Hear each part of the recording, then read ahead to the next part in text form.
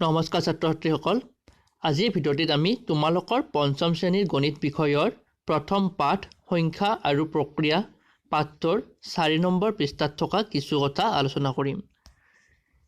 চাবাচোন তোমালোকে ভালকৈ যে ইয়াত দিয়া আছে সংখ্যাবোৰ স্থানীয় মানত ভাঙি লিখা আৰু মণিশলাত ভৰোৱা।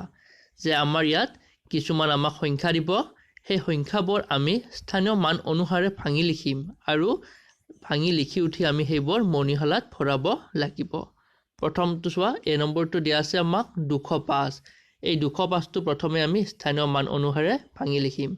যে ইয়াত চাবা, ইয়াত আমাৰ কিমানটা অংক আছে 205ত আমাৰ 3টা অংক আছে, অৰ্থাৎ ইয়াত 3টা স্থান আছে। সেইকেইটা হ'ল একক, দশক আৰু শতক। ইয়াত এককত আছে আমাৰ 5, দশকত আছে 0 আৰু শতকত আছে 2। এইটো যেতিয়া আমি স্থানীয় মানত ভাঙি লিখিম তেতিয়া আমি এইটো এনেকৈ লিখিম যে 205 সমান 2 শতক যোগ 0 দশক যোগ 5 একক। যেহেতু আমাৰ এককত 5 আছে গতিকে আমি 5 একক লিখিছোঁ, দশকত 0 আছে কাৰণে 0 দশক আৰু শতকত 2 আছে বাবে আমি 2 শতক লিখিছোঁ। এতিয়া আমি এইটো মণিশালাত ভৰাব লাগিব। যে মণিশালাত ভৰাব গ'লে আমি চাম ইয়াত 3টা স্থান আছে, গতিকে আমাক 3ডাল শলা লাগিব। আৰু সেই 3টা শলাত প্ৰথম শলাডাল এককৰ হ'ব, দ্বিতীয়ডাল দশকৰ, তাৰপিছতডাল শতকৰ। আমাৰ এনেকৈ 3ডাল শলা থাকিব।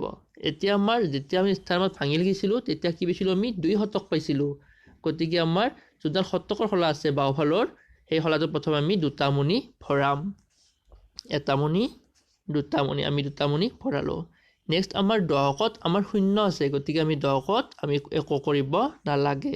আৰু এককত আমাৰ 5 আছে, গতিকে আমি এককত 5টা মণি ভৰাম। চাবাচোন, 1, 2, 3, 4, 5টা, আমি এককত 5টা মণি ভৰালোঁ। এইটো আমাৰ এনেকৈ হ'ব। তাৰপিছত তুমি চাম, তাৰপিছত কি দিয়া আছে আমাৰ, তাৰপিছত বিটো দিয়া আছে আমাৰ 911। যে এইটো আমি স্থানীয় মানত ভাঙিব লাগে।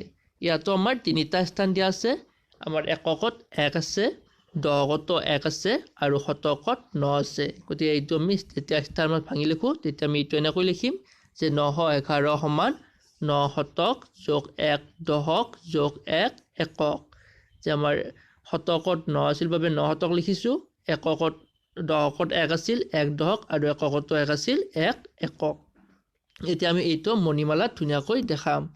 ইয়াতো আমাৰ 3টা স্থান আছে, একক, দশক, শতক, গতিকে আমি 3ডাল শলা ল'ম। মণিশলাৰ বাবে আমি 3ডাল শলা ল'লোঁ আৰু আমি ধুনীয়াকৈ সোঁফালৰ পৰা একক, দশক আৰু শতক লিখিলোঁ। এতিয়া আমাৰ শতকত আছিল কি আমাৰ 9 শতক, গতিকে আমি শতকৰ শলাডালত আমি 9টা মণি ভৰাম। 1, 2, 3, 4, 5, 6, 7, 8, 9টা, আমি শতকৰ শলাডালত 9টা মণি ভৰালোঁ। তাৰপিছত আমাৰ দশকত আমাৰ 1 দশক আছে, গতিকে আমাৰ যোনটো দশকৰ শলা আছে মাজৰ শলাডাল, তাত আমি এটা মণি ভৰাম। তাৰপিছত আমাৰ এককৰ শলাডালত আমি এটা মণি ভৰাম কাৰণ আমাৰ 1 একক আছে, এককত আমি এটা মণি ভৰালোঁ। এইবাৰ আমি তাৰপিছৰটো চাম। তাৰপিছত দিয়া আছে আমাৰ 1234, অৰ্থাৎ আমাৰ 1234ত 4টা স্থান আছে, একক, দশক, শতক আৰু হাজাৰ। য'ত আমাৰ এককত আছে 4, দশকত আছে 3, শতকত 2 আৰু হাজাৰত 1 আছে। এইটো আমি যেতিয়া স্থানীয় মানত ভাঙি লিখিম তেতিয়া আমি এইটো এনেকৈ লিখিম যে 1234 সমান 1000 যোগ 2 শতক যোগ 3 দশক যোগ 4 একক। হাজাৰৰ ঘৰত 1 আছে বাবে 1000, শতকৰ ঘৰত 2 আছে বাবে 2 শতক লিখিছোঁ, দশকৰ ঘৰত 3 আছে বাবে 3 দশক লিখিছোঁ আৰু এককৰ ঘৰত 4 আছে বাবে 4 একক লিখিছোঁ। এতিয়া আমি এই কেইটা মণিশলাত ভৰাম। এইবাৰ আমাৰ মণিশলাডালত 4ডাল শলা লাগিব, কাৰণ আমাৰ ইয়াত একক, দশক, শতক, হাজাৰ এনেকৈ 4টা স্থান আছে। তো মণিশলাটো আমি এইবাৰ 4ডাল শলা ল'লোঁ আৰু আমি সোঁফালৰ পৰা একক, দশক, শতক, হাজাৰ তেনেকৈ আমি প্ৰতিটো শলা তলত লিখি ল'লোঁ। এতিয়া চাবা, আমাৰ হাজাৰৰ ঘৰত কি আছে, 1 আছে, গতিকে আমি হাজাৰৰ শলাডালত এটা মণি ভৰাম। শতকৰ ঘৰত 2 আছে, গতিকে আমি শতকৰ শলাডালত 2টা মণি ভৰালোঁ। দশকৰটোত 3 আছে, গতিকে আমি দশকৰ শলাত 3টা মণি ভৰাম, 1, দুটা তিনিটা তেনেকৈ আমাৰ এককৰ ইয়াত 4 আছে গতিকে আমি যোনডাল আমাৰ এককৰ হলা আছে তাত আমি 4টা মণি ভৰাম এটা দুটা তিনিটা 4টা বুজি পাইছানে এইবাৰ আমি তাৰ পিছৰটো চাম এইবাৰ আছে আমাৰ 2061 2061 আমাৰ 4টা স্থান আছে একক দশক শতক হাজাৰ গতিকে এইটো আমি যেতিয়া স্থানত ভাঙি লিখিম তেতিয়া আমি এনেকৈ লিখিম চাবা যে 2061 সমান 2000 যোগ 0 শতক যোগ 6 দশক যোগ 1 একক ইয়াত এককৰ ঘৰত 1 আছিল বাবে 1 একক হৈছে দশকৰ ঘৰত 6 আছিল বাবে 6 দশক শতকৰ ঘৰত 0 আছিল বাবে 0 শতক আৰু হাজাৰৰ ঘৰত 2 আছিল বাবে 2000 আমি লিখিছো এতিয়া আমি এইবোৰো মণিশালাত ধুনীয়াকৈ ভৰাম ইয়াতো আমাৰ 4টা স্থান আছে গতিকে আমাৰ মণিশালা দলত 4ডাল শলা লাগিব আমি 4ডাল শলাৰে সৈতে মণিশালাত ৰাখিলো আৰু ইয়াত সোঁফালৰ পৰা একক দশক শতক হাজাৰ আমি লিখি যাম তলত এতিয়া চাবা আমাৰ হাজাৰৰ শলা দলত আমি কেইটা ভৰাম মণি দুটা ভৰাম কাৰণ আমাৰ 2000 আছিল গতিকে আমি হাজাৰৰ শলা দলত দুটা মণি ভৰাম এটা দুটা শতকত আমাৰ 0 শতক আছে গতিকে আমি শতকৰ শলাডালত আমি কোনো ধৰণৰ মণি নভৰাও দশকত আমাৰ 6 দশক আছে গতিকে আমি দশকৰ শলাডালত 6টা মণি ভৰাম এটা দুটা তিনিটা 4টা 5টা 6টা আৰু এককৰ শলাডালত আমাৰ এটা মণি ভৰাম কাৰণ আমাৰ এককত 1 আছে আমি ইয়াত এটা মণি ভৰালো